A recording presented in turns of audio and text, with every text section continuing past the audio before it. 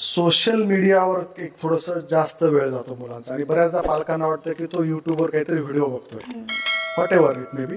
तर हे social मीडियावरचा benefit होतो खरंच का त्याच्यापासून दूर राहायला पाहिजे कटाक्षाने? हे पर्सनली डिपेंड करते, पण मी 100% सांगेल की आता मोबाईल टोटली साईडला ठेवा.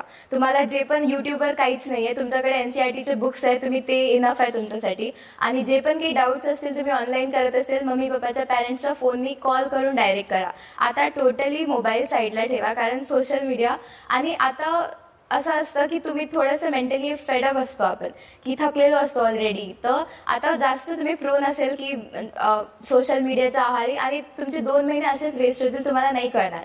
म्हणून मी तुला सांगते की आतापासून टोटली जेवढा साईडला ठेवता येईल मोबाईलवर लॉक लावा किंवा मोबाईल बंदच करून टाका, कारण याचा जेवढा फायदा आहे त्यापेक्षा जास्त नुकसान होईल.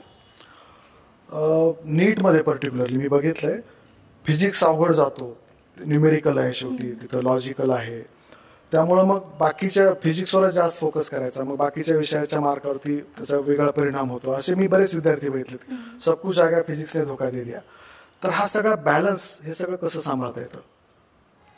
मी असं नाही म्हणणार की तुम्ही 3 सब्जेक्टला इक्वल टाइम द्यायला पाहिजे, पण असं आहे की जो पण तुमचा सब्जेक्ट वीक असेल, फिजिक्स जर तुमचा वीक आहे तर त्याला द्या एक्स्ट्रा टाइम, पण त्यामुळे तुम्ही बायोलॉजी आणि केमिस्ट्रीचा टाइम कमी नाही करायला पाहिजे. कारण स्पेशली बायो, कारण ते 360 मार्क्स आहे, तुमचं केमिस्ट्री प्लस फिजिक्स आहे.